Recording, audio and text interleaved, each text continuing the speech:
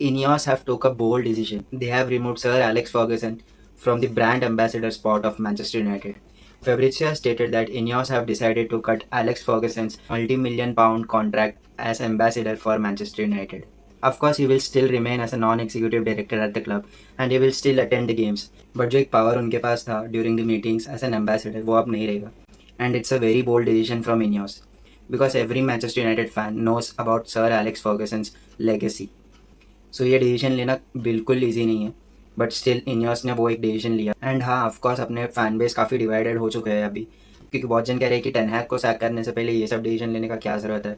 And जहाँ पे ठीक करना है वहाँ पे ठीक किए बगैर ये सब इनियोस ये सब हरकतें कर रहे हैं. जो भी है आई वुड जस्ट से कि ये जो रूथलेसनेस है जो इनियोस दिखा रहा है that is much needed. And Sir Alex Ferguson was an ambassador, so he is like a face of Manchester United. But उनका एज अभी 82 है, so I don't think वो अभी वो इम्पैक्ट डाल पा रहे जो पहले डाल सकते थे.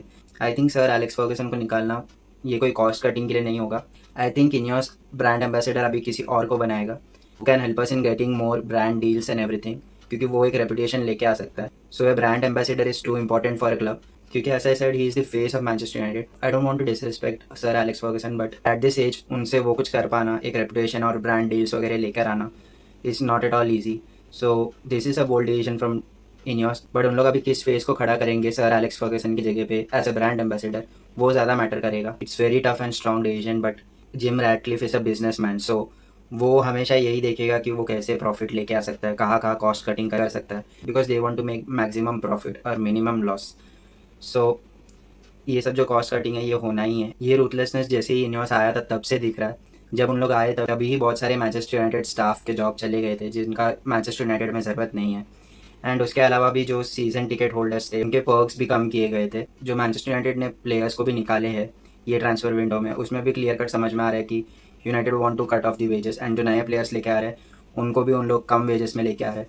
सो वो जो कॉस्ट कटिंग वाला चीज़ है वो क्लियरली समझ में आ रहा है क्योंकि जो हाईएस्ट वेज अर्निंग प्लेयर्स थे जैसे कि सैंचो वेरैन मार्शियल इनको सबको निकाल दिया गया. इन सब का या तो कॉन्ट्रैक्ट एक्सटेंड नहीं किया या तो इनको सेल किया गया.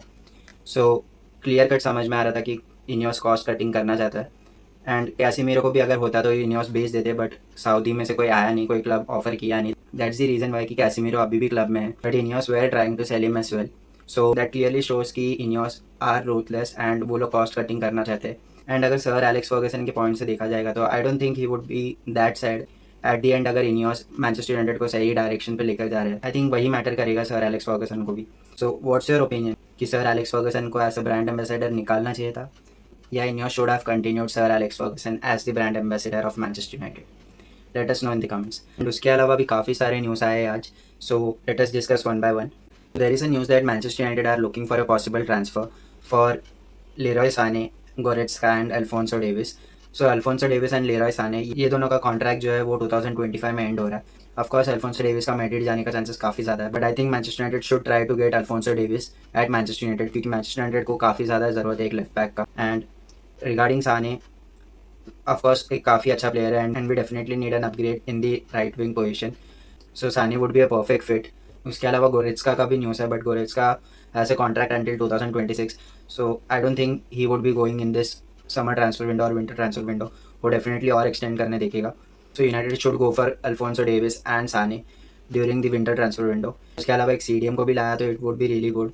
वरना भी there was a news that Manchester United are looking for a new CDM. ना कोई CDM अवेलेबल है कि नहीं वो दिखेगा because Manchester United really need CDM. And उसके अलावा भी लेफ्ट बैक पोजीशन जो नेगलेक्ट किया था last January transfer window and summer transfer window में वो ये टाइम नहीं होना चाहिए. आई डोंट थिंक ये एक राइट चॉइस होगा to play Evans as a left back but अब यूनाइटेड के पास ऑप्शंस नहीं है.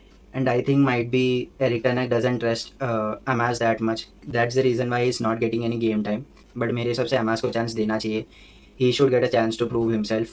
And वो यंग है अभी तो might भी उसको थोड़ा टाइम लगेगा to get into games but एक गेम टाइम देना काफ़ी इंपॉर्टेंट है. ऐसा नहीं है कि टेन हैग यंगस्टर्स पे बिलीव नहीं करता क्योंकि गार्नाचो एंड मेनो दोनों अकेडमी प्लेयर्स हैं एंड दोनों अभी फर्स्ट टीम प्लेयर्स हैं मैनचेस्टर यूनाइटेड के लिए.